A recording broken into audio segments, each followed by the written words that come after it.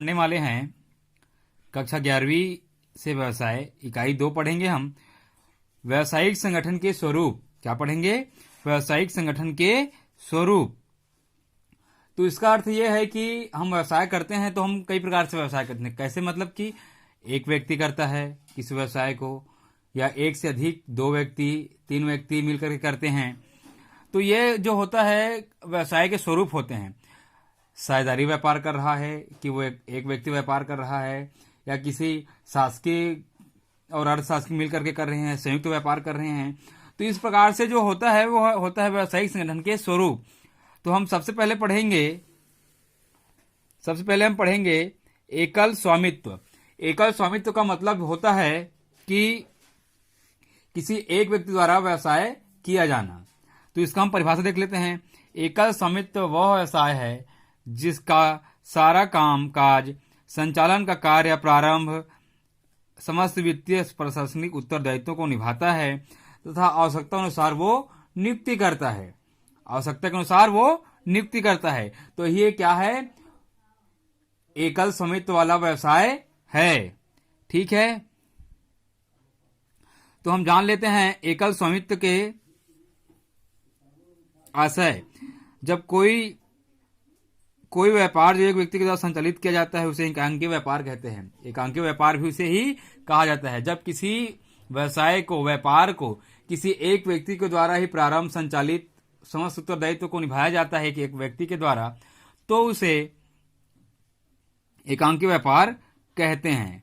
ठीक है, अब हम पढ़ेंगे एकांकीय व्यापार की परिभाषाएं। अलग अलग अर्थशास्त्रियों के द्वारा अलग अलग परिभाषाएं बताया जाता है, क्योंकि सबका मत जो है एक नहीं होता, सबका मत जो है अलग अलग होता है। तो अपने अपने मत के अनुसार समस्त अर्थशास्त्रियों के द्वारा अलग अलग परिभाषाएं दी गई है, उसको हम जानते हैं। दिया गया है लुईस एच हेने। क्या दिया गया है? लुईस एच हेने दिया गया है। एकांकीय व्यापार व्यवसाय का वह स्वरूप है जिसका प्रमुख एक ही व्यक्ति होता है जो समस्त कार्यों को उत्तरदायित्व होता है, उसकी क्रियाओं का संचालन करता है, तभी लाभ हानि का संपूर्ण भार स्वयं उठाता है। बताया जा रहा है कि किसी एक व्यक्ति के द्वारा व्यापार प्रारंभ किया जाता है, संचालन किया जाता है, समस्त उत्तरदायित्वों का जिम्मा उठाया जाता है और समस्त लाभ हानियों का भी उत्तरदायित्व वही निभाता है, स्वयं उठाता है। डॉक्टर सुबिन के अनुसार कहा गया है, डॉक्टर सुबिन के अनुसार एकांकीय स्वामित्व वाले व्यवसाय के अंतर्गत एक ही व्यक्ति व्यापार का संगठन करता है, संचालन करता है और उसे समस्त उत्तरदायित्व को निभाता है। तो ऐसे अलग अलग अर्थशास्त्रियों द्वारा अपना अपना जो है मत दिया जाता है, और इस प्रकार से तो हम इसे सरल शब्दों में जान सकते हैं। वह व्यवसाय जो एक ही व्यक्ति के द्वारा प्रारंभ किया जाता है, संचालित किया जाता है, समस्त कानूनों के उत्तरदायित्व को निभाता है, लाभ हानि का भार जो है स्वयं उठाता है। तो इस प्रकार से एकांकीय व्यापार का परिभाषा है। एकांकीय व्यापार के लक्षण एवं विशेषताएं क्या है? एकांकीय व्यापार के लक्षण एवं विशेषताएं। ठीक है, एकांकीय व्यापार की विशेषताएं। व्यवसाय की स्वतंत्रता होती है। जब कोई एक व्यक्ति व्यवसाय करना प्रारंभ करता है तो सबसे पहले वो क्या व्यापार करता है? वो स्वतंत्र रहता है कि कौन सा व्यापार करना चाहता है, स्वयं से चुन सकता है कि नहीं चुन सकता है, वो उसके ऊपर रहता है। बस वो वैधानिक होना चाहिए। अवैधानिक तरीके का व्यापार नहीं कहलाता। वैधानिक तरीके से कोई भी व्यापार को वो चुन सकता है। ठीक है, दूसरा है व्यवसाय का सरल स्वरूप होता है। एकांकीय व्यापार व्यवसाय का अत्यंत सरल स्वरूप है। इसकी स्थापना कोई भी कर सकता है। व्यक्ति का सफलतापूर्वक संचालन कर रहे हैं। वह सरल स्वरूप नहीं अपितु प्राचीन भी है। बताया जा रहा है कि सरल स्वरूप होता है, इसका जो है प्रारंभ कोई भी कर सकता है। पूर्ण नियंत्रण। अब जब कोई व्यापार प्रारंभ किया है तो पूर्ण नियंत्रण जो है उसके ही हाथ में होता है। क्या निर्णय लेना है, क्या निर्णय नहीं लेना है, क्या करना है, क्या नहीं करना है, समस्त जो का है उसका नियंत्रण उस पर रहता है। ठीक है, अब हम पढ़ेंगे असीमित उत्तरदायित्व। क्या है? असीमित उत्तरदायित्व।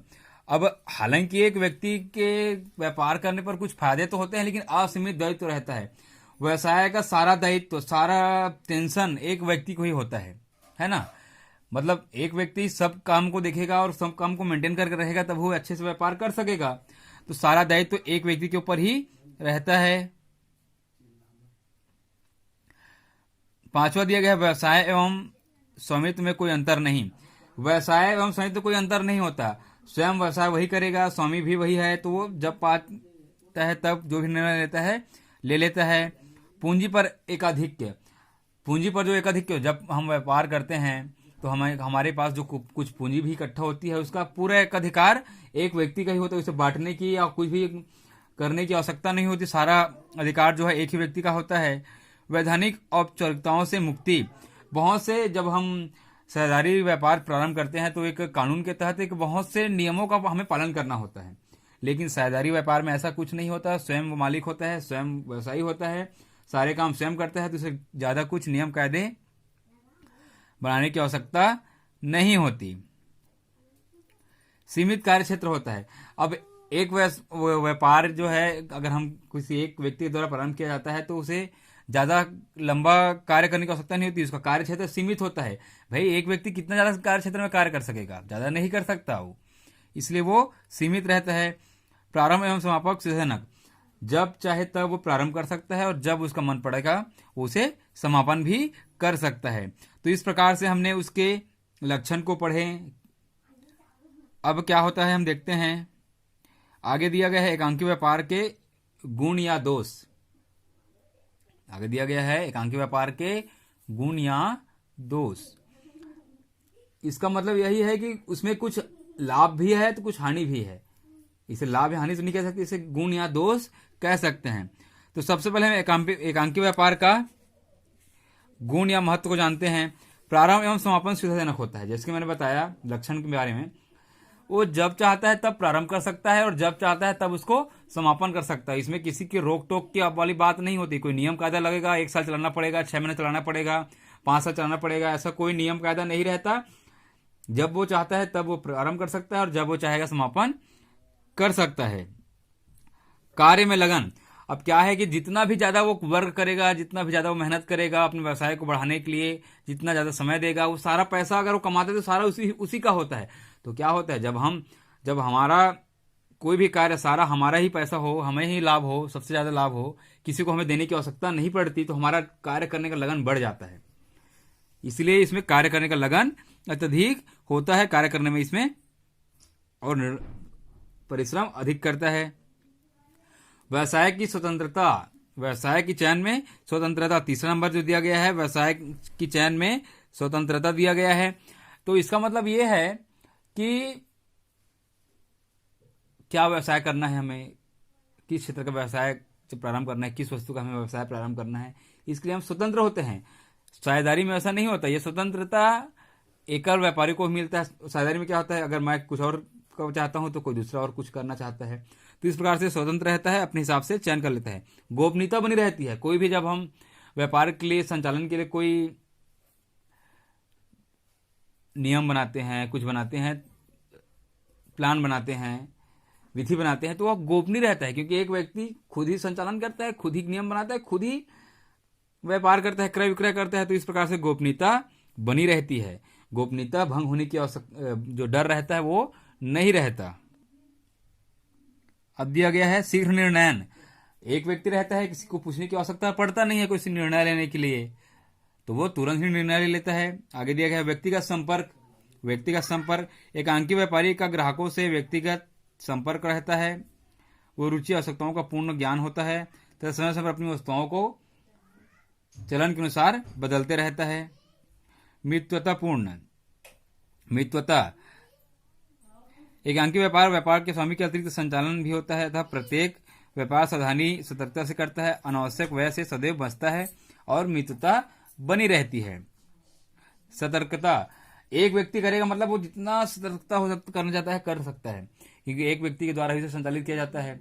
और साझेदारी में क्या होता है, एक व्यक्ति गलती नहीं करता, दूसरा व्यक्ति गलती कर दिया, तो सतर्कता उसमें कमी दिखाई देती है। तो इसमें सतर्कता हमेशा रहता है। और है व्यापार का विकेंद्रीकरण। व्यापार का विकेंद्रीकरण, एकल व्यापार के कारण व्यावसायिक क्रियाकलाप स्वतः विकेंद्रित हो जाते हैं। केंद्रीकरण के लाभ कुछ व्यक्तियों को ही प्राप्त होता है, अधिक विषमता का जन्म होता है। तो इस प्रकार से किया जाता है। लालचीपन, लालचीपन का आशय घटाने बढ़ाने गुण या क्षमता से है। एकल व्यापार से परिवर्तन का गुण उद्भवन होता है। पीटरसन तथा फ्लाउनमैन के शब्दों में एकांकी व्यापार की अपनी वैज्ञानिक पद्धतियों को कार्यविधियों को अनुसार बदली हुई परिस्थितियों के अनुसार व्यवसाय को ढालने की स्वतंत्रता होती है। इसलिए क्या होता है, लचीलापन होता है। पैतृक ख्याति का लाभ, अगर हमारा व्यवसाय जो हमारे पूर्वजों के द्वारा किया जा रहा था तो हमें उसमें पैतृक संपत्ति का लाभ होता है। उनका जो सारा ख्याति होता है, वो ख्याति मतलब प्रसिद्धि, हमारा कंपनी जितना पुराना रहेगा हमारा प्रसिद्धि उतना ही रहेगा, हम लोगों के मन में विश्वसनीयता बनाए रखे रहेंगे, तो उससे लाभ होता है। ऋण प्राप्ति में सुविधा होती है। ऋण प्राप्ति में भी हमें सुविधा होती है। एकांकी व्यापार से अन्य लाभ भी बहुत से होते हैं। तो इस प्रकार से जो है एकांकी व्यापार का लाभ होता है। अगला बाकी जो है हम अगली क्लास में पढ़ेंगे।